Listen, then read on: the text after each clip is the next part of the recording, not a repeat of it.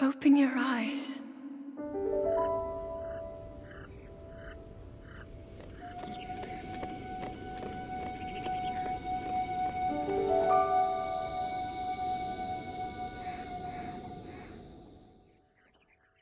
The Legend of Zelda Breath of the Wild é um nome extremamente difícil de falar, mas é também considerado um dos melhores jogos já feitos por uma galera bem emocionada. Sem críticas, eu entendo que a ideia por trás de qualquer ista é ser uma pessoa apaixonada por algo, de preferência de uma forma que te permita caçar confusão na internet, mas o nintendista é a criatura à parte. Talvez por passar abaixo do radar da maioria das Flame Wars, ou por amar os jogos de uma empresa que não dá a mínima pra ele, o nintendista não costuma procurar briga, mas é capaz de atrocidades para defender os seus joguinhos.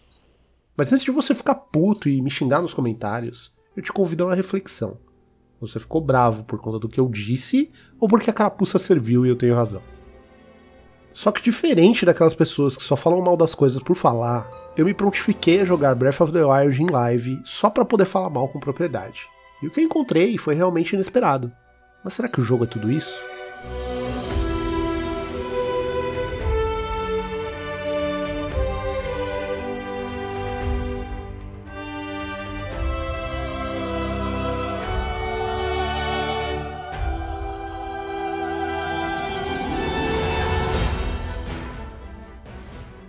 Se você continua por aqui, eu posso assumir que faz parte de um desses dois grupos. Você entendeu que tudo que eu falei antes foi só pra chamar sua atenção e sabe que a proposta do vídeo não vai ser despejar ódio em cima de uma franquia tão amada. Você ficou tão puto que quer encontrar argumentos pra poder me xingar nos comentários e me fazer engolir as minhas palavras. De qualquer forma, não esquece de deixar o like ou o dislike aí, mas assiste o vídeo até o fim. Você pode se surpreender da mesma forma que eu me surpreendi com o Bafo do Selvagem. Antes de mais nada, um pouco de contexto. Eu gosto de videogames, ponto. Eu sempre fui apaixonado, sempre joguei tudo que eu podia. Mas eu fui uma criança dos anos 80, ou seja, quando muitas das franquias que a galera ama hoje em dia surgiram ou atingiram o seu auge, eu já tinha idade para trabalhar. E como um jovem assalariado fudido, o pouco dinheiro que eu tinha era utilizado com álcool e drogas para aplacar o vazio existencial de viver em uma sociedade condenada ao seu fim. Brincadeira, na real eu nem recomendo o uso de álcool e drogas para aplacar esse vazio. E se você sente algo assim, procura terapia. Mas a real é que eu tinha outras prioridades e o contato que eu tive com os consoles pós 16 bits foi só através de amigos ou nas saudosas locadoras. E eu digo isso por quê? Para que você entenda que o apego emocional que você pode ter com Mario, Sonic, Crash ou Link não faz parte da minha pessoa. Eu adoro Super Mario World e Sonic 2 por algum motivo, mas eu nunca joguei Crash e eu ativamente desgosto de Zelda. What the fuck? Quando todo mundo ao seu redor diz que um jogo é o melhor jogo de todos os tempos, que mudou paradigmas e ameaça a sua família caso você não jogue, tem que ser muito maluco pra deixar de lado. Eu já tinha visto vídeos de Breath of the Wild, tinha até jogado um pouco no Switch de um amigo e já achava maneiro todo o conceito do jogo, mas realmente ter ele em mãos e jogar com calma tem sido uma experiência muito interessante. Eu tenho jogado em live toda segunda-feira na plataforma roxa, normalmente por volta das 9 da noite. Minha perspectiva sobre o jogo é completamente crua e eu pretendo revisitar esse tema aqui no canal algumas vezes conforme eu for avançando. Então se você gostar do vídeo ou quiser reclamar diretamente comigo, considere dar uma passadinha por lá. Pra quem não conhece a história, um grande mal apareceu, os campeões daquele mundo tentaram impedir, deu ruim e a princesa Zelda se sacrificou de alguma forma para colocar o nosso amigo Link para dormir até um momento mais oportuno. Link, agora conhecido como Selvagem, acorda com um bafão horroroso depois de dormir 100 anos. Daí vem o nome do jogo. Ele sai do templo e descobre que o mal está à solta e que estamos em um planalto de onde só é possível descer voando. Mas para nossa sorte, o Papai Noel tem uma asa delta para emprestar. Só que esse velho filho da puta só vai emprestar se a gente recuperar umas paradinhas de 3 templos ali perto. No final das contas, o Papai Noel é um rei, pai de alguém importante para a história, e a partir daí você é solto para explorar esse mundo. Eu me perco nos detalhes, mas é mais ou menos isso. O ponto é que esse início em que o jogo foi me apresentando aos poucos uma grande quantidade de mecânicas me impressionou demais. Além disso, a forma como o level design foi concebido é sem sombra de dúvidas magistral. O primeiro templo estava em ruínas que possuíam como sistema de segurança uns robôs enterrados que atiravam assim que eu aparecia. Existe uma rota que pode ser seguida, mas mesmo nesse início, Link já possui uma gama de habilidades que permitem passar por esses obstáculos com facilidade. Eu escalei um muro e evitei maiores problemas. O jogo me deu as ferramentas e ele sabia que eu iria usar elas de uma forma diferente do convencional. E esse primeiro templo foi concebido para ensinar o jogador a quebrar essas regras.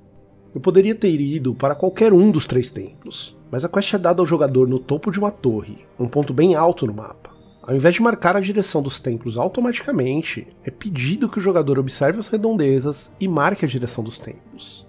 Isso permite não só que o jogador verifique a direção e a distância, mas também garante que a escolha da rota seja baseada na dificuldade dos caminhos. O primeiro templo que eu visitei era o mais perto, com uma rota quase plana e o acesso mais fácil para uma rota direta ao segundo templo. Eu escolhi a ordem em que eu visitaria, mas mesmo sem pré-determinar essa ordem, o design do mapa me direcionou para essa rota. Eu poderia ter escolhido diferente? Claro, mas eu estaria ativamente disposto a brigar com o level design. O segundo templo ficava no alto de uma montanha. O vento frio muda totalmente a paisagem e, consequentemente, o clima mais gelado exige roupas mais quentes. Link perde vida de tempos em tempos caso não se proteja do frio, e mesmo sem o jogo me explicar o que precisava ser feito, tudo fica claro rapidamente. Talvez eu não tenha prestado atenção, ou talvez essa fosse a intenção dos desenvolvedores, mas eu cheguei ao pé da montanha despreparado para aquele frio. No caminho, encontrei a fogueira e rapidamente ficou claro o que eu precisava fazer.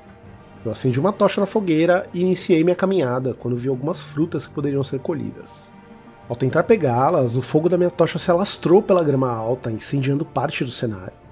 Eu sabia que o jogo possuía várias mecânicas que se intercambiavam em sistemas mais complexos. Eu já tinha visto vídeos de coisas que os jogadores faziam, mas vivenciar isso é realmente mágico. A partir daí, as possibilidades na minha mente se abriram. Ao chegar perto do próximo templo, um rio me separava do meu destino. Eu tinha visto uma jangada um pouco antes, mas para mover a jangada, eu precisaria apagar a tocha. Encontrei então uma ponte quebrada e algumas estruturas metálicas que poderiam servir como ponte. No templo anterior, eu encontrei a habilidade de movimentar objetos metálicos, e mais uma vez é possível perceber como os desenvolvedores já sabiam que eu faria aquele caminho. Se eu tivesse escolhido esse como meu primeiro templo, eu não teria essa habilidade. Mas sem sombra de dúvidas, eu teria coletado algo que me ajudaria nesse momento, ou seria guiado para uma rota em que seria possível chegar ao meu destino. Guiar o jogador com pontos luminosos, sons e rotas fechadas e bem delineadas é uma tarefa relativamente simples, mas manter o jogador em um caminho quando a qualquer momento ele pode mudar de ideia e sair dessa rota é algo realmente impressionante. O terceiro templo que eu visitei me garantiu a habilidade de gerar blocos de gelo a partir de qualquer corpo de água. Eu não cheguei a testar em um rio do tamanho do que eu cruzei para chegar ao templo anterior, mas provavelmente, se eu tivesse escolhido uma ordem diferente para os templos, essa habilidade iria garantir a minha passagem. E nesse ponto eu já entendi por que todo mundo ama esse jogo. Tecnicamente ele é primoroso, o seu level design de primeira linha, suas mecânicas fantásticas e até o seu estilo artístico, que eu considerava bem sem graça, acaba ganhando um charme quando você está inserido naquele mundo. Mas mais do que isso, a forma como as suas mecânicas interagem naquele mundo possibilita o nascimento das famosas narrativas emergentes. Narrativa emergente é um termo que se refere a histórias ou tendências que surgem de forma espontânea e não planejada. No caso de videogames, são aquelas histórias que nós passamos como jogador, mas que não foram desenhadas pelos desenvolvedores, mas sim facilitadas pelas mecânicas do jogo. Como a vez em que você ficou sem gasolina em Days Gone e teve que realizar uma verdadeira quest para voltar para casa, ou matou a galinha em Skyrim, gerando revolta na cidade inteira. Breath of the Wild é o jogo perfeito para o nascimento dessas narrativas. Nas poucas horas que eu joguei, eu já morri de todas as formas que eu consigo imaginar. Eu já matei inimigos com itens que não foram necessariamente criados para isso. Criei minhas próprias rotas alternativas e adquirir um cavalo foi extremamente gratificante. Por outro lado, essa estrutura mais solta acaba não me agradando por completo. Minha cabeça já é um lugar caótico o suficiente, então eu gosto de rotina e objetivos bem definidos. O jogo não deixa de possuir esses objetivos, mas a sua estrutura é direcionada para que o jogador se entregue um pouco ao acaso. Depois de receber Asa Delta e descer do grande platô, fui orientado a procurar Kakariko Village. O único problema é que Kakariko fica na casa do caralho. Sério, é muito longe do ponto inicial, e é claro que isso é mais uma vez intencional. Nesse trajeto eu encontrei criaturas que eu não estava equipado para lidar, grupos bem grandes de inimigos e rotas para as quais eu não estava preparado ainda. Isso não torna o jogo ruim, mas é uma barreira que, se eu não tivesse muito disposto a ultrapassar, eu talvez abandonasse o jogo nesse momento. Mas ao mesmo tempo que essa estrutura não é o ideal para uma pessoa como eu, a forma como o jogo progride me agrada demais. Outer Wilds é o meu jogo preferido de todos os tempos, e a sua estrutura é bem semelhante ao que temos aqui. Existe um problema maior, existe um vislumbre desse objetivo, mas tudo o que acontecer do ponto A ao ponto B é totalmente por conta do jogador. O level design de Outer Wilds também é espetacular. A forma como o jogo consegue soltar o jogador e mesmo assim mantê-lo em uma direção é bem semelhante ao que eu encontrei aqui. Mas a forma como o jogo progride é através do conhecimento. O jogo pode ser terminado desde o seu primeiro momento, mas o jogador ainda não sabe disso. Não existem itens especiais, não existe um sistema de progressão clássico, o jogador precisa aprender, melhorar e encontrar o seu caminho. E mesmo ainda existindo uma progressão mais clássica em que você coleta armas e melhora a sua saúde e estamina, Breath of the Wild tem tanto a ver com Outer Wilds quanto Sekiro ou The Witness. O aprendizado é algo comum a esses jogos. Enquanto em Dark Souls é possível grindar e evoluir o seu personagem, Sekiro depende quase que exclusivamente do jogador melhorar no seu combate. The Witness ensina lentamente a abordar os seus desafios, mas a ficha do que ele realmente quer que você entenda vai cair em momentos diferentes para cada um.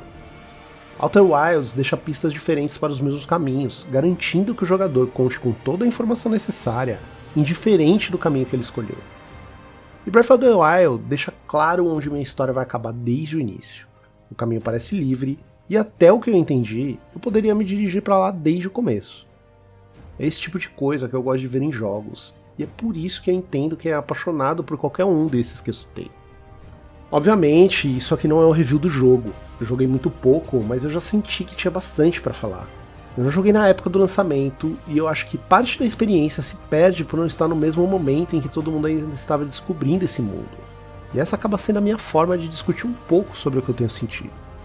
Independente de qualquer opinião ou sentimento em relação a Breath of the Wild, preciso reconhecer que esse é um jogo extremamente importante e influente na indústria. Até o momento, parece uma experiência que vale a pena ser vivida e explorada, mesmo por aqueles que não são fãs da franquia. Se você gostou desse vídeo, não se esqueça de curtir, compartilhar e se inscreva no canal para mais vídeos como ele. Eu aproveito para convidar mais uma vez para acompanhar as nossas lives na plataforma roxa. Eu vou ficando por aqui e até a próxima.